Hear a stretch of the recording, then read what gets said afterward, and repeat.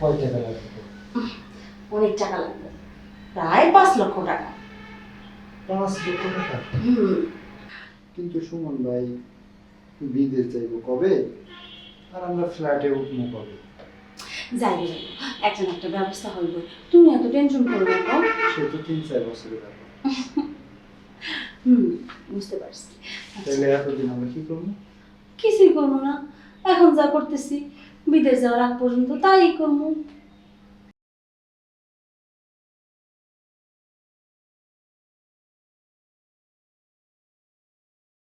ভাবি, ও ভাবি। কে? আমি মাহিম। দরজা খোলা আছে, চলে এসো।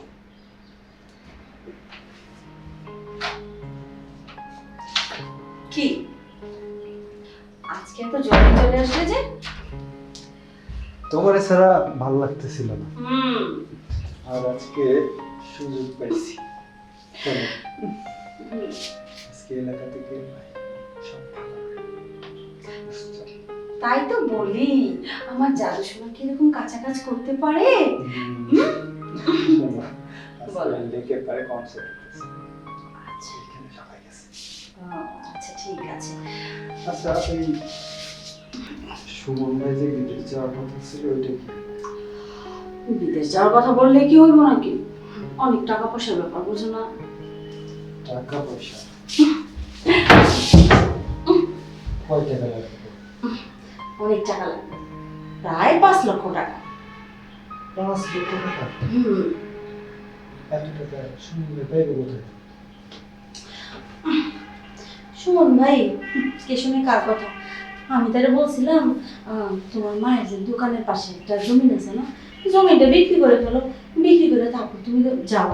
না, সে বিদেশ যাবে, বিদেশ যায় টাকা কামাবে, টাকা কামায় তারপর সে ওখানে রাজপ্রাসাদ করবে। আমার কথা কে শুনে? আচ্ছা, জমা দিছে কয় টাকা? মাত্র 50,000 টাকা। 50,000 টাকা? 8 টাকা পাইবো কই? 8 টাকা কই বের? ওই যে একটা বিজনেস করতেছে না, বিজনেস থেকে বললো যে কিছু টাকা বের করবে। হ্যাঁ, বের করে আর আর কিছু টাকা বাকি থাকে, ওইটা হচ্ছে লোনে আনবে, বুঝছো? কিন্তু সুমন ভাই এত টাকা লোন দিব?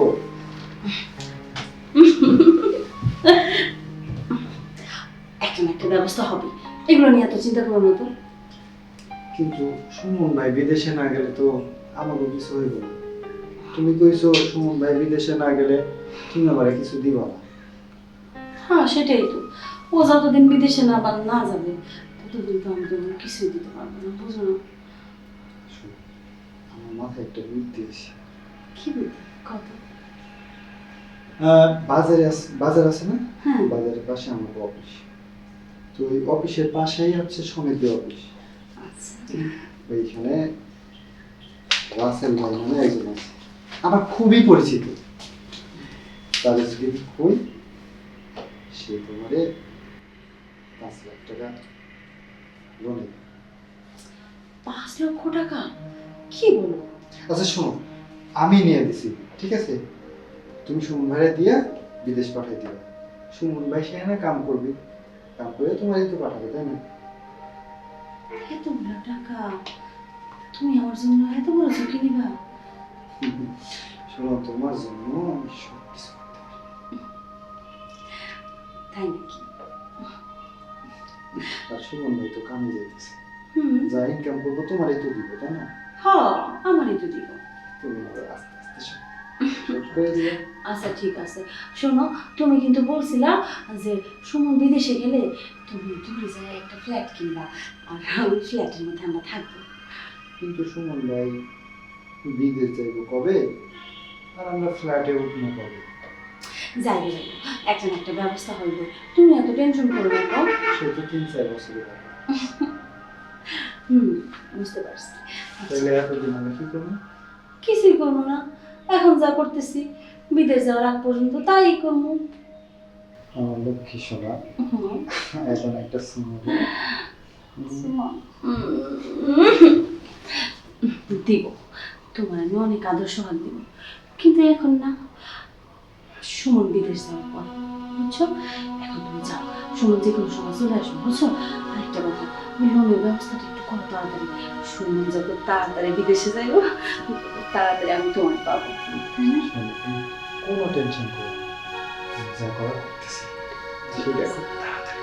ঠিক আছে, যাও। 5 লাখ টাকা লোন নেবো। 5 লক্ষ টাকা? কি বলো? আচ্ছা শোনো, আমি নিয়ে দিছি, ঠিক আছে? তুমি সুমন ভাইয়ের দিয়ে বিদেশ পাঠাতে হবে। সুমন ভাই সেখানে কাম করবে, কাম করে তোমার একটু পাঠাবো, তাই না? এতগুলো টাকা তুমি আমার জন্য এত বড় ঝুঁকি নিলা? শোনো, তোমার জন্য আমি সব কিছু